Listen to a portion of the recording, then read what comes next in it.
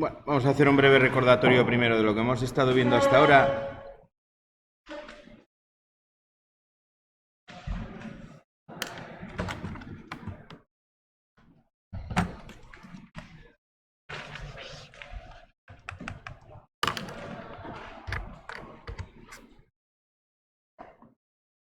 Bueno, en primer lugar, habíamos empezado por la unidad didáctica 0. Aquí lo que habíamos visto era la introducción.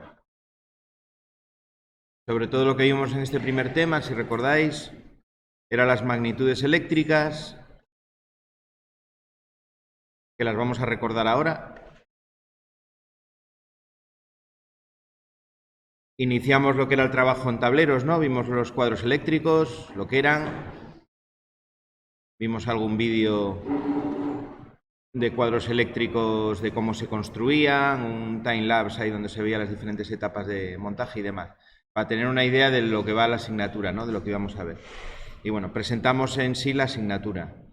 Luego pasamos al tema 1, que ahí estudiamos las envolventes, es decir, los cuadros eléctricos. Vimos qué tenían, qué partes lo conforman, qué materiales se utilizan, todo ese tipo de cosas desde el punto de vista, digamos, de catálogo de material de lo que se utiliza, lo estuvimos viendo ahí, ¿vale? En ese tema. Vimos todo el tema de la climatización de cuadros, si recordáis, de qué componentes teníamos que utilizar, las canaletas, el fondo del cuadro, el carrildín, ¿vale? Todo eso lo vimos ahí. Luego pasamos al tema 2, que era el de mecanizado de cuadros.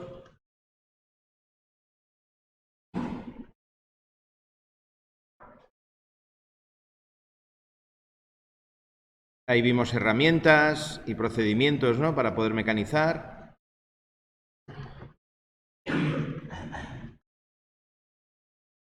Vimos el tema del calibre dentro de las herramientas de medida, cómo se utilizaba.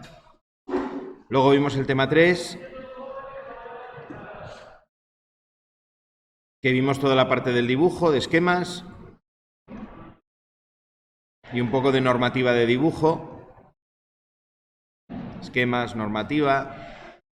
Vimos el tema de las hojas normalizadas, vimos el tema de la cotación. Dentro de esto, ¿no?, vimos la cotación, por ejemplo. ¿Vale? Luego pasamos al tema 4, que era introducción a los automatismos.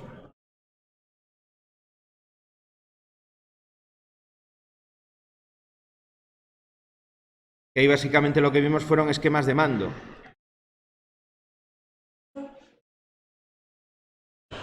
Ahí vimos esquemas de mando. Vimos cómo podíamos reducir el funcionamiento de muchos automatismos a una serie de condiciones o de funciones que decíamos, ¿no? Hablamos de marcha, de paro, de realimentación. Hablamos de incompatibilidad y hablamos de dependencia, ¿vale? De esas 5. Esto lo hemos estado viendo también, o lo hemos estado desarrollando en todos los temas con las prácticas, ¿no? Desde que empezamos al principio de curso, aquí hemos estado haciendo prácticas. Y las prácticas van orientadas, aparte de conocer las técnicas de cableado, cómo tenemos que manejar el cable, cómo se conecta, etcétera, etcétera. Hemos estado intentando también conocer todos esos esquemas. Es decir, cada práctica va viendo una de estas funciones de aquí. Cada una de las prácticas vamos viendo la marcha al paro, la realimentación, la incompatibilidad y la dependencia. De hecho, en la práctica 7, por ejemplo, que estamos ahora, estamos viendo la realimentación, la realimentación no, estábamos viendo la incompatibilidad. Esto era en la práctica 6, o en la práctica 7, mejor dicho. La práctica 6 era la dependencia, esta era la 7, esto era en la práctica 6. En las anteriores habíamos visto todo esto, las prácticas desde la 0 hasta la 5, ¿vale?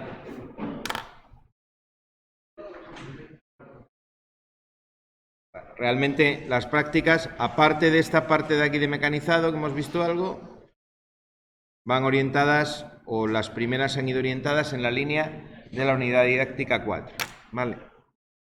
Bueno, todo esto es para que penséis y para que os situéis en qué es lo que estamos viendo, ¿no? ¿Qué parte del proceso estamos? Una vez que ya conocemos el material de los primeros temas y hemos visto la introducción a los automatismos, es decir, que ya tenemos alguna pequeña idea del diseño, del circuito de mando, qué cosas tengo que poner y en qué orden, ahora vamos a empezar a estudiar la paramenta eléctrica que nosotros vamos a emplear, ¿vale? Ya de manera más concreta. Dentro de todo circuito eléctrico, lo primero que nos vamos a encontrar, si recorremos la instalación de aguas arriba, aguas abajo, es decir, desde la alimentación hasta los puntos de utilización, lo primero que nos encontramos siempre son protecciones. Es lo primero que tenemos en cada circuito y es lo primero que vamos a ver. Vamos a estudiar dentro de nuestro temario lo que es la unidad didáctica 5, ¿vale? Que se titula Aparatos de mando, regulación y control. De mando, regulación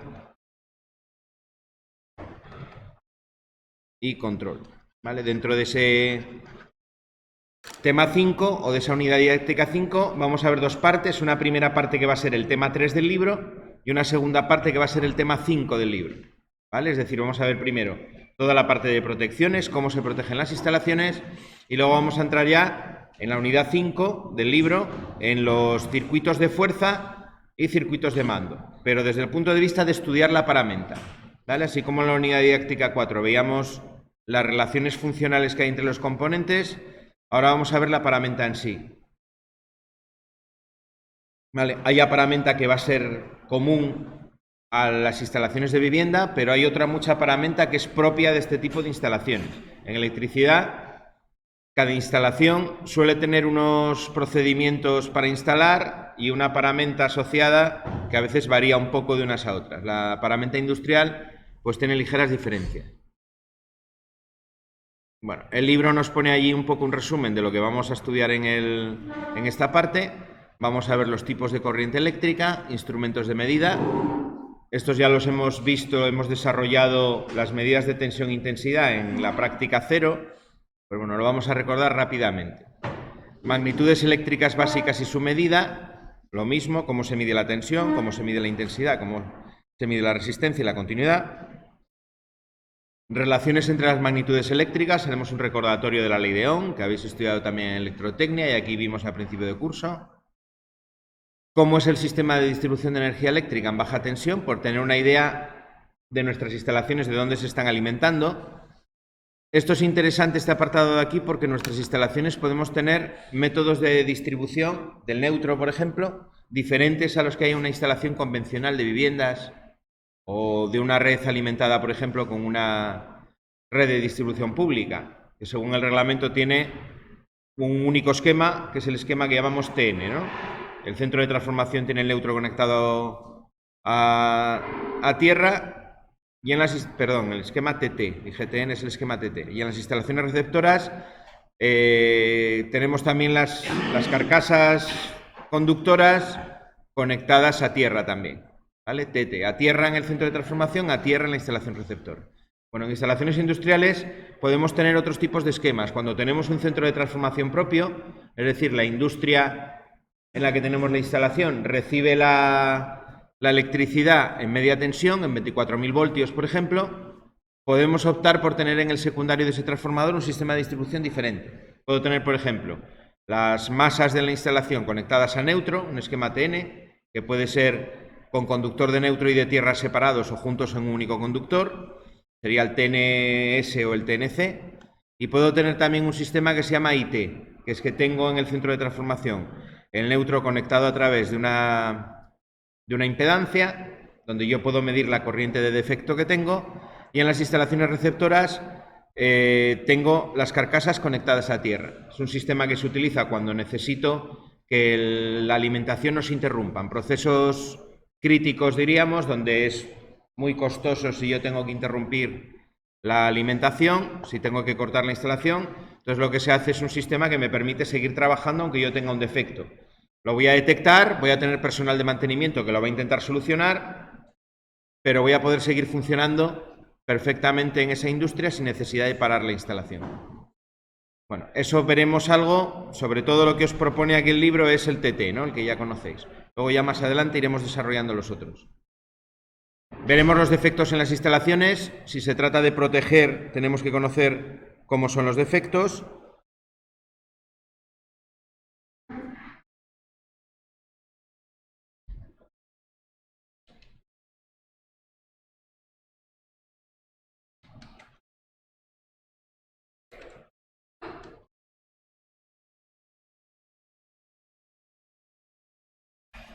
Veremos dispositivos de protección para protegernos de esos defectos. Cómo se representan en los esquemas los dispositivos de protección, tanto de manera multifilar como unifilar. Y finalmente, cómo coordinamos las protecciones. Aunque eso acabaremos de verlo en la segunda parte del tema, cuando veamos el térmico que protege los motores, los fusibles, con un circuito concreto.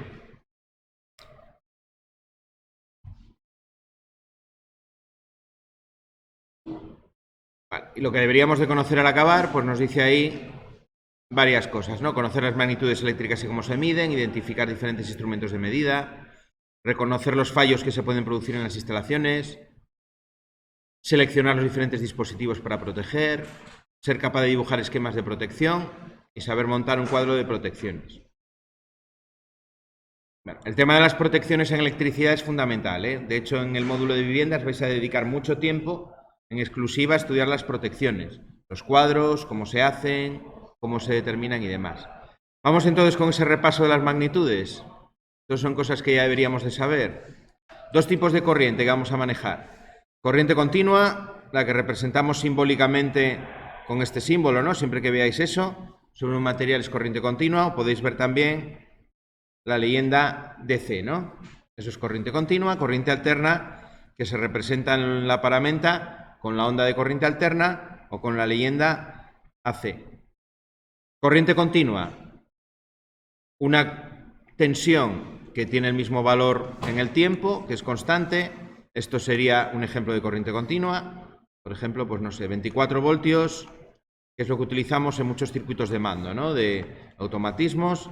Se utiliza un valor de corriente continua 24 voltios. Colocamos una fuente de alimentación, me reduce la tensión, me la rectifica y me saca 24 voltios. ¿Vale? Normalmente lo representamos así en una gráfica con el tiempo en la horizontal y el valor de tensión en la vertical. Esto sería corriente continua.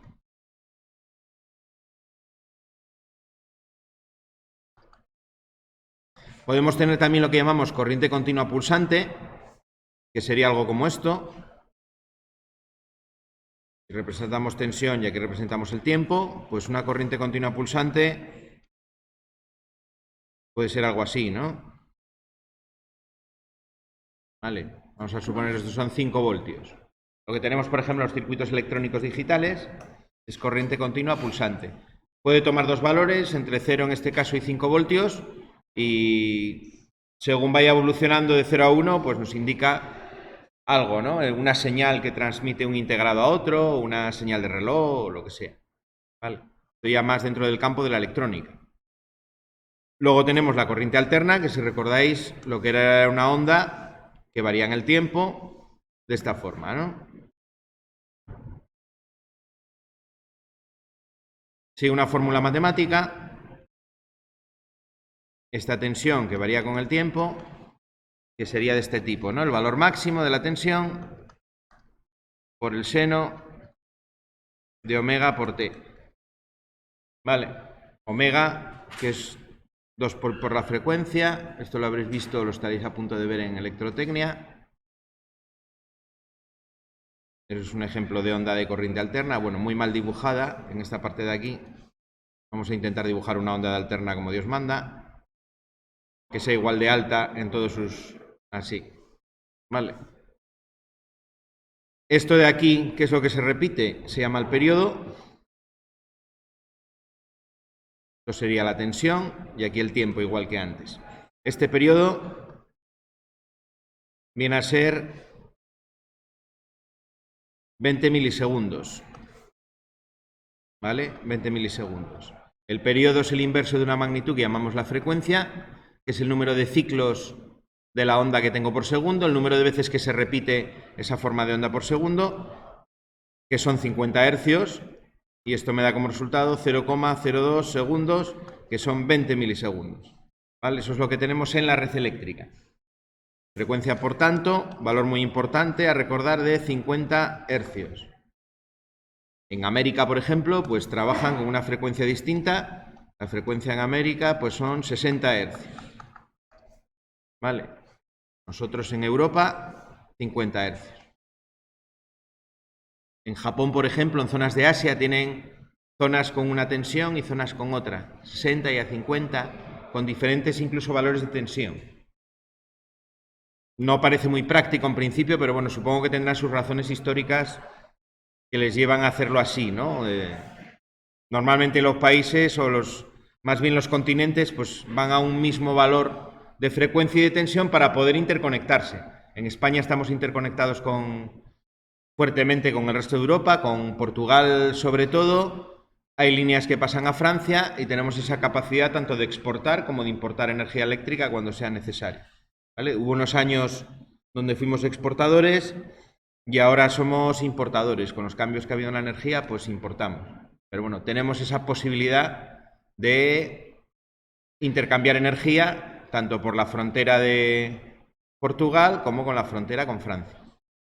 ¿Vale? Y luego hay cables, por ejemplo, para las Islas Baleares, pues hay una serie de cables que van por el lecho marino y comunican lo que es la isla principal, Mallorca, por ejemplo, en Baleares, con el resto de la península. Bueno, eso es la corriente alterna. Fijaros que todo esto va muy rápido, ¿no? La corriente en un circuito, en realidad, si estamos en corriente alterna, una fuente de corriente alterna se representa simbólicamente así. Imaginaos que tengo yo aquí una resistencia, ese sería un circuito eléctrico muy simple de corriente alterna. Yo la corriente la voy a tener cambiando de sentido continuamente, ¿no? Durante 10 milisegundos, que sería este valor de tiempo, va en un sentido, los 10 milisegundos siguientes la corriente está circulando en sentido contrario. Es decir, los electrones están continuamente cambiando de sentido. ¿Vale? ¿Ese es un problema? No, no es un problema, es una ventaja, podríamos decir. Eso me va a permitir utilizar motores, por ejemplo, de corriente alterna, que son mucho más eficientes que los de corriente continua. Me va a permitir transformar los valores de tensión, cosa que en continua no puedo hacer. Un transformador solo funciona en corriente alterna, no funciona en corriente continua. Cuando tenemos algo que me pasa de alterna a continua o de continua a continua, hablamos de fuentes de alimentación, es otro tipo de dispositivo. Un transformador como tal solamente funciona en corriente alterna. Esa es la razón también por la cual utilizamos este tipo de corriente tan raro, ¿no? En comparación con la continua, que es muy sencilla, es un valor de tensión continuo. La razón es porque me permite transformar, pasar de un valor de tensión bajo a un valor alto y viceversa de manera muy fácil y muy eficaz. Eso es lo que me va a permitir transportar la energía eléctrica a distancias muy grandes.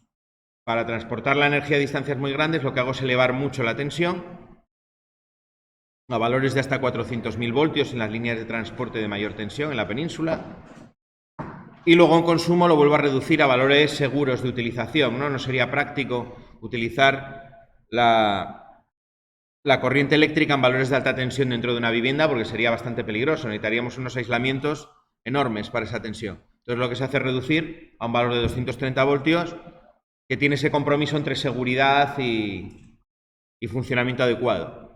Alguien dirá, bueno, ¿y por qué no utilizarla en corriente continua por debajo de 24 voltios? Que es un valor seguro, ¿no? 24 voltios yo puedo hacer contacto y en principio estadísticamente la estadística dice que no me va a pasar nada. Me puede pasar, pero estadísticamente es muy improbable que me pase algo. Bueno, la razón es que cuando reducimos mucho la tensión, para unas determinadas potencias la corriente va a aumentar mucho. En las instalaciones, lo veremos luego, siempre tenemos un compromiso entre dos magnitudes.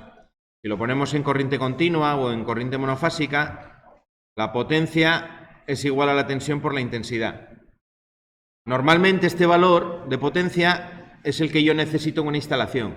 Si necesito, por ejemplo, una bomba que me bombee una cantidad de agua en un determinado tiempo, el valor que yo voy a necesitar a la hora de diseñar esa instalación va a ser una determinada potencia. Imaginaos que necesitamos una bomba de 1 kilovatio.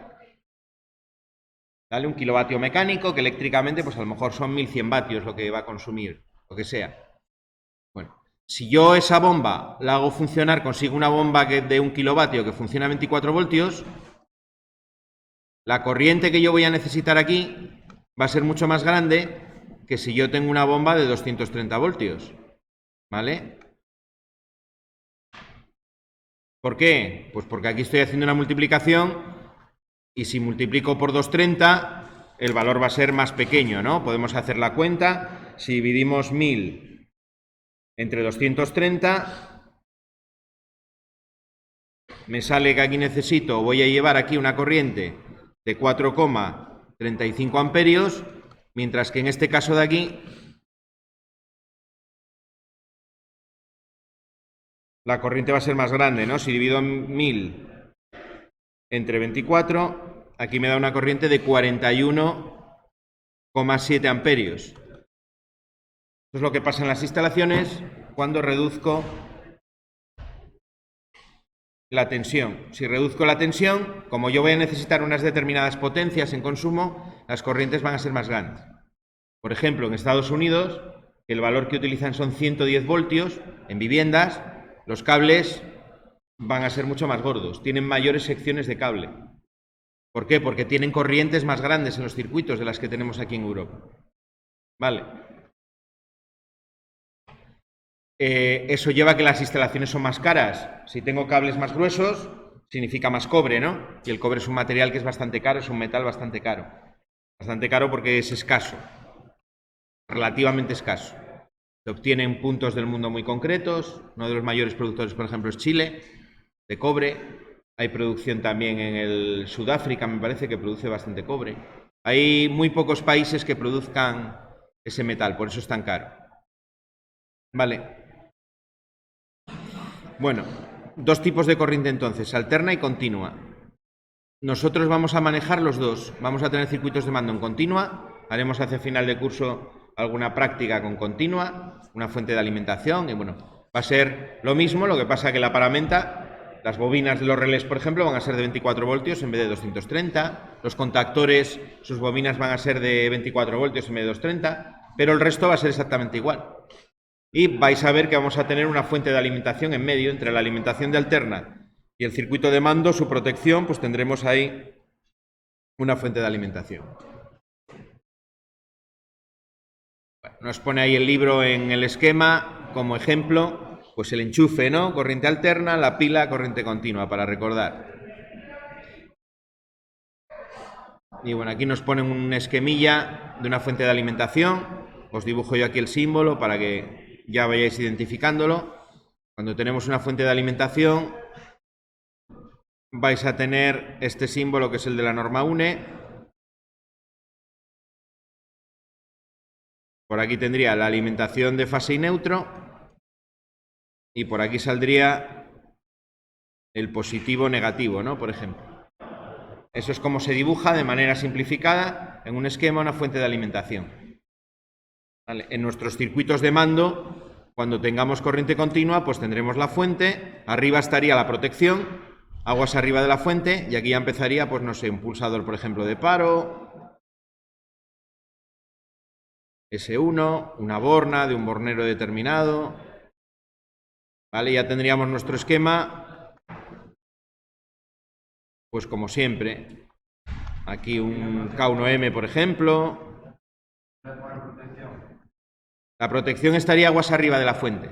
Normalmente yo tengo aquí la protección y la protección me está protegiendo la fuente.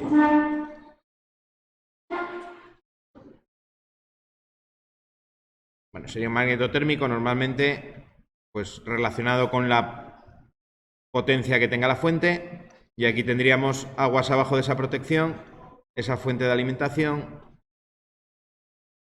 vale, ya con la salida de positivo y negativo. Vale, eso sería como se iniciaría, pero luego el resto del mando, desde el punto de vista del diseño y tal, es lo mismo, es igual, no cambia. Vale, es un valor muy típico.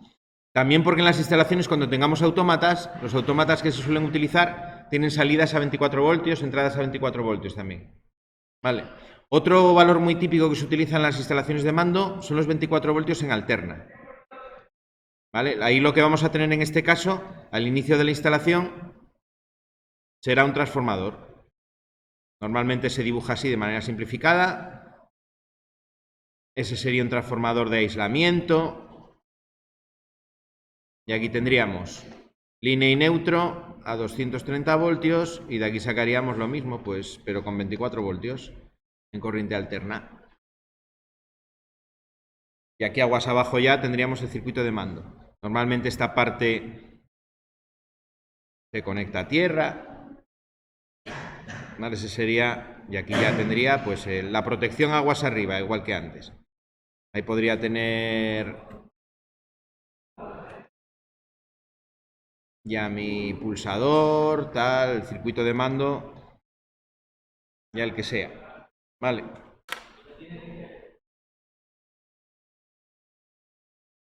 Acostumbraros que estos dos tipos de circuitos, 24 voltios en continua y 24 en alterna, son bastante típicos de las instalaciones de automatismos en cuanto al circuito de mando, ¿eh?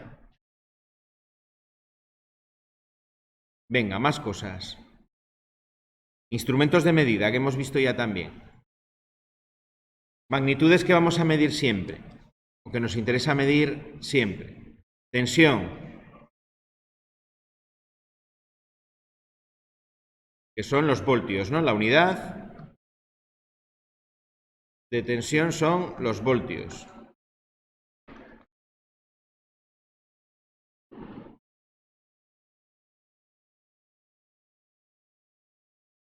Luego tengo la intensidad de corriente.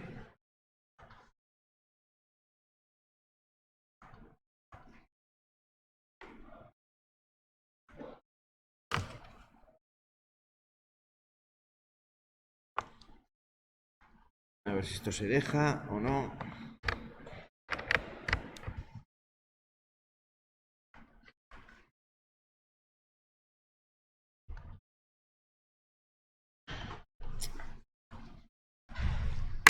Ay, espera que sea. Ahí. Intensidad de corriente, que es esa I latina. ¿Vale? Lo solemos llamar de manera simplificada corriente, pero es intensidad de corriente eléctrica, el nombre que tiene la unidad. Vamos a dibujar esta ahí bien, que parece un churro. La unidad son los amperios, ¿vale? Un detalle sobre las unidades y sobre las magnitudes. Las magnitudes en tensión. La tensión es una letra U, ¿vale? No es una V, es una U. Mayúscula si estoy en corriente continua y normalmente minúscula si estoy en corriente alterna. Y me refiero a un valor instantáneo, ¿vale? Si me refiero a valores eficaces o valores medios, puedo utilizar también en alterna la letra mayúscula, ¿vale? Las unidades siempre son en mayúscula. La unidad es una letra V, ¿vale? De voltios. Así que distinguimos la magnitud con una letra U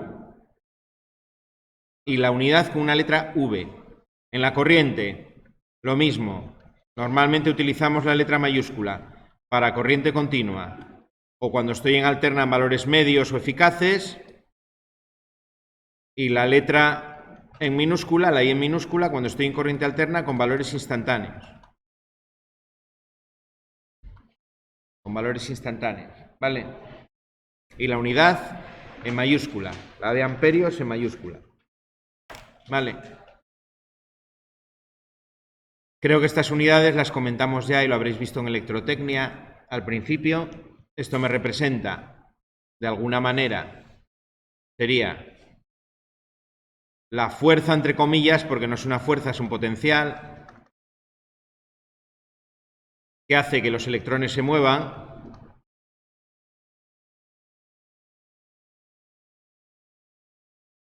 Esta definición no es rigurosa desde un punto de vista físico, pero para que tengáis la idea en la cabeza. Lo que hace que los electrones pasen por el circuito y se muevan siempre es la tensión. Es la causa, digamos, de que aparezca una corriente eléctrica. Tengo una separación de cargas, tengo muchos electrones en un sitio, pocos en otro, o me faltan en el otro, y los electrones de manera natural tienden siempre a ocupar esos huecos, a pasar de donde sobran a donde faltan.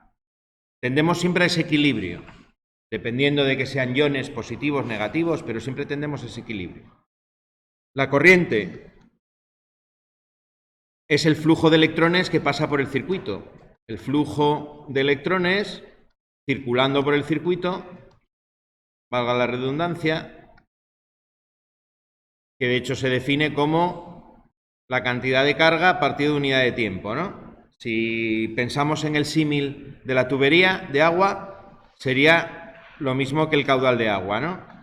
En el caso de agua o de cualquier fluido, el caudal es igual al volumen que pasa por unidad de tiempo, ¿no? De hecho, la unidad, metros cúbicos por segundo. Todos os dais cuenta que si una tubería, un río, por ejemplo, tiene un mayor caudal, va a pasar más agua y además ese agua está pasando más rápido.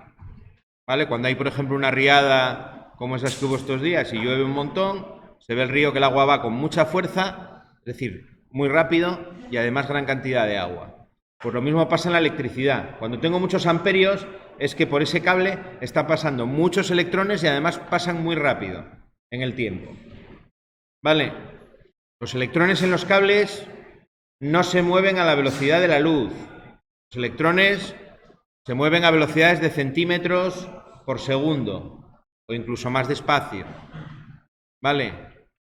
No hay un desplazamiento de electrones a la velocidad de la luz por dentro de los cables. Lo que pasa a la velocidad de la luz, lo que yo percibo que es casi instantáneo, es el efecto de los electrones pasando por mi receptor o alcanzando el receptor. Pensar que en el metal, cuando veíamos la conducción de la corriente, yo tengo átomos llenos de electrones. Cuando un electrón empuja por un extremo de un cable, el que está en el otro extremo instantáneamente pasa por dentro del receptor. ¿Vale? Pero no es que ese electrón a la velocidad de la luz recorra todo el recorrido del cable. ¿Vale? Los electrones que están en una bombilla, por ejemplo, produciendo luz, en el momento en el que yo le doy el interruptor son los propios electrones que ya estaban dentro del filamento. ¿Vale? Que producen ese efecto de incandescencia. Esos son los primeros que se van a mover por dentro. ¿Vale? Bueno, pues eso es la corriente, los electrones que están pasando por el conductor. Eso, junto con la resistencia, que es la tercera magnitud en discordia, la resistencia eléctrica,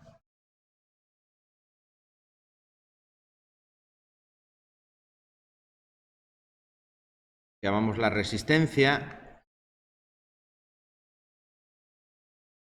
y que tiene por unidad el ohmio, que se designa por una letra griega mayúscula, la omega mayúscula. Estos son los ohmios.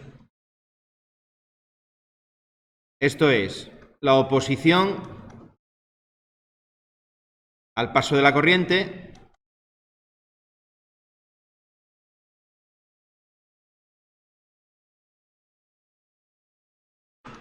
de un determinado receptor.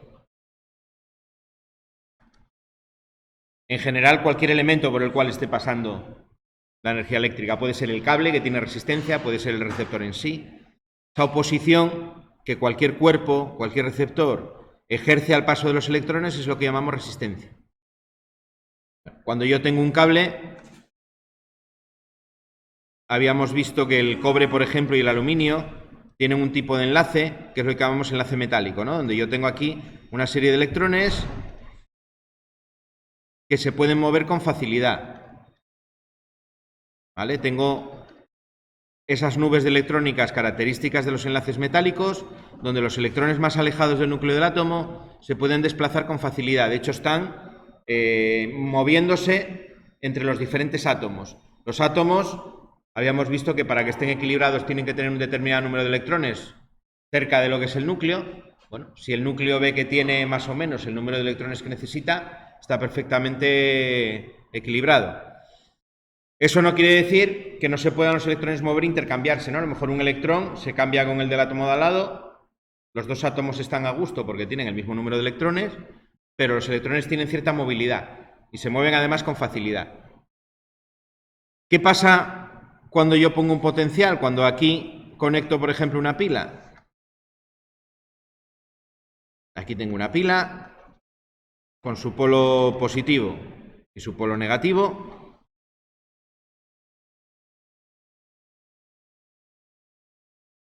Y la conecto en esos extremos de ese material. Bueno, ¿qué pasa en la pila? Que aquí tengo muchos huecos para electrones, las cargas positivas son huecos donde los electrones se pueden meter, mientras que en el otro lado lo que tengo son un montón de electrones en disposición de pasar por el circuito. Como yo los estoy uniendo con un material, estoy creando un puente entre los dos, los electrones, por el propio potencial, empiezan a pasar y empiezan a pasar por aquí. Al pasar por el material, chocan, empujan a los propios electrones del material, que se desplazan también. Empiezan a pasar por aquí. Bueno, los dibujos de colores diferentes para indicar que vienen de la pila, otros están en el material, están todos pasando por ahí. ¿Vale? Cuando pasan a través del material, algunos electrones chocan y se desprende energía. Es decir, hay cierto rozamiento. ¿Vale? Chocan con los electrones que están dentro del material. Esos choques, esa liberación de energía, es una manifestación de la resistencia eléctrica. ¿Vale? La resistencia es esa oposición al paso de la corriente. ¿Por qué hay oposición? Pues porque los electrones chocan con otros electrones que están dentro del material, los empujan. Hay siempre cierta fricción. ¿Vale? Eso es la resistencia. Hay materiales como el cobre o el aluminio cuyas resistencias son bajas para las mismas dimensiones que otros materiales, como por ejemplo los aislantes o el agua, por ejemplo, que también es un aislante, tienen resistencias muy elevadas. ¿Vale? Depende del material y depende también de las dimensiones. Habíamos visto también a principio de curso una fórmula que era la fórmula de la resistividad, ¿no? Que decíamos que era igual, la resistencia en función de la resistividad. Decíamos que la resistencia era igual a la resistividad multiplicado por la longitud y dividido entre la sección. La sección era este área que tengo aquí, transversal, eso sería la sección, la longitud sería la longitud del material, esa longitud de ahí que tengo en el material, y la resistividad era la característica del tipo de material que yo tenía ahí. La resistividad, por ejemplo, para el cobre son 0,017, me parece, y la del aluminio, bueno, con decimales, 17, 5, 6, me parece que son los siguientes. 0,028 ohmios por milímetro cuadrado partido metro. Vale, esos son valores de materiales conductores, son valores bastante bajos que me vienen muy bien para poder utilizar, construir cables, por ejemplo, donde yo pueda transportar los electrones con pérdidas de energía por esa resistencia bajos. Cuando yo quiera que los electrones no pasen, pues tengo que utilizar un material con una resistencia muy elevada. ¿Vale? Si veis, por ejemplo, las tablas de resistividad que aparecen en el reglamento de baja tensión, de resistividades del terreno, cuando se habla de las tierras, y los pasáis, los convertís en la unidad, porque en el reglamento normalmente los de tierra vienen en ohmios por metro. No es ninguna contradicción, lo único que está utilizando una unidad diferente, ¿no? Ohmiómetro viene de ohmio por metro cuadrado, perdón, por metro cuadrado partido metro. Si yo simplifico aquí, me queda ohmio por metro, ¿no? Pero fijaros que es la superficie y abajo la longitud exactamente igual. Bueno, si comparáis los valores de reglamento con estos, veréis que las resistividades, por ejemplo, del suelo son enormes. Son casi infinitas, ¿no? Entre comillas, comparado el valor de un conductor. Bueno, y como consecuencia de esto, de estas tres magnitudes y de esto que estábamos comentando ahora, ¿vale? Esa energía la podemos también determinar. Es lo que me dice, por ejemplo, la ley de Joule. La ley de Joule me dice que el calor que se desprende va a ser 0,24 la intensidad al cuadrado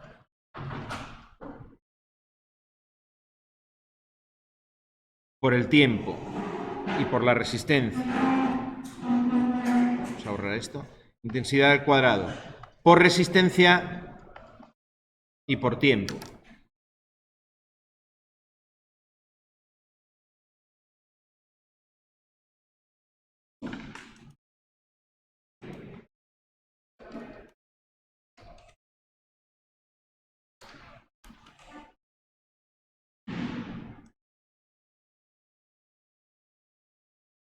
Esto viene de otra fórmula más. Las ponemos todas aquí ya. Estas las habéis visto en electrotecnia ya seguro. La fórmula de la potencia, que es igual a tensión por intensidad, que la habíamos puesto allí. Y luego las tres fórmulas de la ley de Ohm, ¿no? Si despejo la intensidad en la ley de Ohm, me queda tensión partido de resistencia. Si despejo la tensión, me queda intensidad por resistencia. Y si despejo la resistencia, me queda tensión partido de intensidad. Vale, si yo sustituyo, por ejemplo, esta de aquí, en la fórmula de la potencia, esto me queda P por I por R por I, que es igual a I cuadrado por R. Es decir, esto de aquí es la potencia, ¿no? La potencia por el tiempo es igual a la energía. P por T es igual a la energía. ¿Vale? En el sistema internacional esto sería vatio por segundo, que es lo que llamamos el julio, pero nosotros solemos utilizar otra unidad, ¿no? Que sería poner la potencia en kilovatios y el tiempo en horas. ¿Vale? Es lo que llamamos, lo que aparece en la factura de la luz, y llamamos kilovatio hora. ¿Vale? Kilovatio multiplicado por hora. Eso es como nos factura, por ejemplo, las compañías la energía eléctrica, en kilovatios por hora. ¿Vale? Estaréis cansados de oír en los telediarios todos estos días, bueno, ya de hace un año y pico, 2 años para acá, con la subida de los precios de la luz, ¿a cuánto está el kilovatio, no? Lo que te están diciendo es a cuánto está el kilovatio multiplicado por hora de precio. En el mercado mayorista, que llegó a los 300 y pico euros, hoy decían que estaba 180 y algo. Luego a ti te va a salir un poquito más caro que eso. O no, depende. Normalmente en los contratos hoy en día, si estás a mercado libre, normalmente las compañías te hacen un contrato por 6 meses, con un precio fijo del kilovatio hora, donde ellos han calculado más o menos para no perder, ¿no? Para ganar. ¿A cuánto te lo venden? Sabiendo que ellos van a tener en el mercado mayorista, donde ellos compran los kilovatios hora, van a tener precios más altos y precios más bajos. Y luego si tienes la factura de último recurso, allí sí que estás con el mercado. La tarifa, digamos, que pública, que pone el Ministerio de Industria y demás, va variando en función de ese mercado. Por eso es la que sube, ¿no? O baja. Pero bueno, si estamos a mercado libre, hasta dentro de 6 meses, si ha habido unas subidas repetidas, no vas a notar ese cambio en la factura. Pese a lo que muchas veces dice la prensa.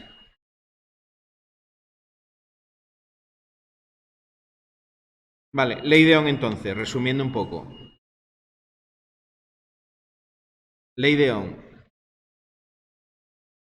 Que la poníamos, si recordáis, en el primer tema, sí. Esto era para recordar, ¿no? Fórmula de la potencia. O cualquiera de ellas, puedo ponerlo también como intensidad al cuadrado por resistencia, o si hago la otra sustitución, sería tensión al cuadrado partido de resistencia. Cualquiera de esas tres me vale para la potencia. Vale, y luego tengo las fórmulas de energía. Energía es igual a P por T, y si lo pongo en función del calor, el calor es 0,24 por P por T, ¿vale? Esto sería el calor. Normalmente lo marcamos con la letra Q. Exactamente igual que la carga eléctrica, lo cual es un poco confuso, pero eso sería el calor, ¿vale? Siempre y cuando esto esté en julios, ¿eh? La potencia aquí tendría que estar en julio, ¿vale? Esta fórmula nosotros de calor no la manejamos porque gracias a tener un reglamento de baja tensión que nos facilita todo ese trabajo, nos da unas tablas donde yo ya puedo calcular las secciones de cable teniendo en cuenta ese calentamiento en función de las corrientes que circulan por el circuito y demás, ¿vale? Todo eso lo trabajaréis mucho con Ricardo, me imagino, en el módulo de viviendas, que es donde se realizan ese cálculo de circuitos y demás. Nosotros más adelante haremos aquí algún pequeño cálculo, pero no vamos a trabajar mucho con esas fórmulas. Nosotros en nuestros circuitos, salvo en el circuito de fuerza, que sería el único punto donde nos interesa siempre hacer ese cálculo, en el mando, normalmente siempre vamos sobrados de sección, ¿vale? Si estamos en mandos a 230, la sección de 1 milímetro cuadrado que nosotros utilizamos suele ser más que de sobra, siempre. Si estamos en corriente continua, como mucho tendremos secciones de 1,5 en el mando, no más. No suele ser más necesaria más sección que eso. Porque nuestros circuitos no tienen longitudes de cable muy grandes, ni nada por el estilo. Bueno, ¿cómo medimos esas magnitudes? Pues tenemos 3 tipos de aparatos de medida. Aparatos de cuadro,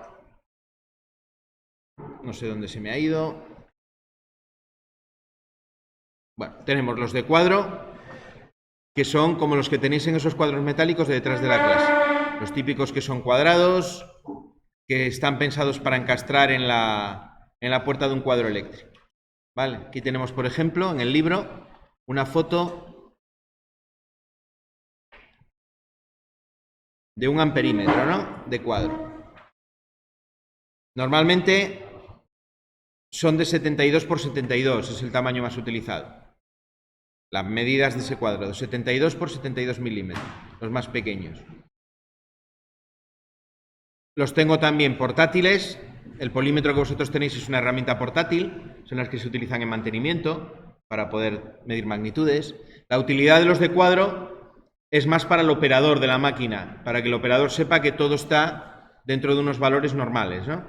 Son muy poco precisos los de cuadro porque la idea es que te den una lectura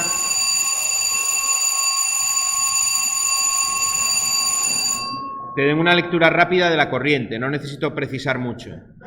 Si yo, por ejemplo, por poneros un ejemplo, estoy midiendo la tensión de 3 fases de un motor y veo de repente que en una me baja 100 voltios de los 400, pues el operador ya sabe automáticamente que algo falla porque las 3 agujas no están igual, ¿no? Es tener información rápida, muy visual, que se interprete con facilidad. Y con elementos de cuadro de los de agujas eso es muy fácil.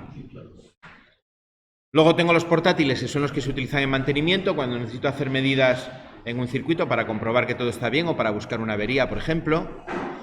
Y luego tengo los de laboratorio. Los de laboratorio se utilizan más en temas de electrónica o en los laboratorios de verificaciones, ¿no? O de calibración de elementos.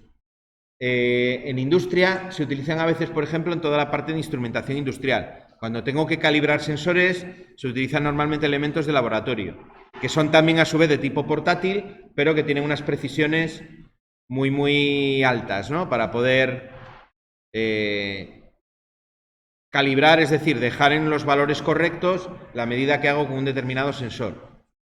Todos los sensores que me miden determinadas magnitudes físicas se van descalibrando y tengo periódicamente que calibrarlos. Es otra de las labores de mantenimiento que se suelen hacer con frecuencia en las industrias. Bueno, luego me habla del polímetro, que no nos vamos a detallar más porque ya lo conocéis. Me permite medir la tensión, la intensidad, la resistencia y dentro de la resistencia la continuidad, que son las 3 que más utilizamos. Luego tenemos polímetros más usados en electrónica que me permiten medir capacidades, la ganancia que tiene un transistor, la tensión de codo de un diodo, cosas que suelen incorporar, pero más orientadas a la electrónica. Bueno, ya sabéis lo de las escalas, siempre empezamos a medir por la escala mayor. Tenemos diferentes escalas que muevo con el selector. Dentro de cada magnitud de medida o de cada campo de medida, tensión, intensidad, resistencia, las escalas me van, pues por ejemplo en el vuestro la tensión empieza en 600 voltios, en alterna, luego tengo 200, me parece que son 20, y luego ya miliamperios, milivoltios, ¿no? Y demás. Luego en corriente exactamente lo mismo. Las puntas de prueba, que hay que ir moviéndolas también para poder hacer la medida correcta. Bueno, esto como lo vimos al principio, no lo voy a repetir. Ahí lo tenéis, ¿no? Las partes del polímetro. Muy importante recordar la posición de las sondas, que sea siempre la correcta, porque es lo que me va a hacer un corto si yo lo estoy utilizando mal. Vale. Hay otro elemento de medida que es el que se utiliza realmente en instalaciones industriales para medir corrientes, que es la pinza amperimétrica. ¿Vale? En instalaciones industriales, el polímetro lo vamos a utilizar sobre todo para continuidades y para tensiones, que es lo que me va a servir muchas veces para encontrar las averías. Pero si yo quiero medir una corriente, lo normal es que lo haga con una pinza amperimétrica, porque la pinza amperimétrica no necesita o no necesito de modificar el circuito para poder medir. Yo puedo medir externamente. De hecho, la pinza se llama así porque la puedo abrir en forma de pinza, como se abriría una pinza, abrazo el conductor en el que quiero medir la corriente, la vuelvo a cerrar y entonces me da la lectura. Y para sacarla lo mismo, abro la pinza y la saco. ¿Vale? Tenéis ahí una pinza, alguno de vosotros, de hecho, lo he visto por ahí que trabaja con pinza.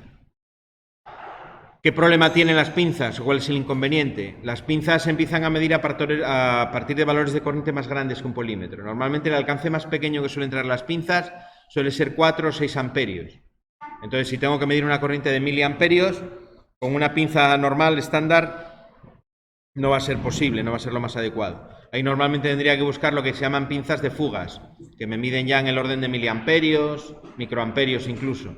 Son las que se utilizan, por ejemplo, en instalaciones de vivienda o en instalaciones industriales para encontrar las fugas a tierra de las máquinas. Si yo quiero medir una fuga, voy con la pinza de fuga y voy midiendo en las tierras a ver qué elemento me está fugando. Bueno, por hoy vamos a dejarlo aquí, vamos a pasar al trabajo de tablero. ¿Vale? Lo retomamos aquí el próximo día.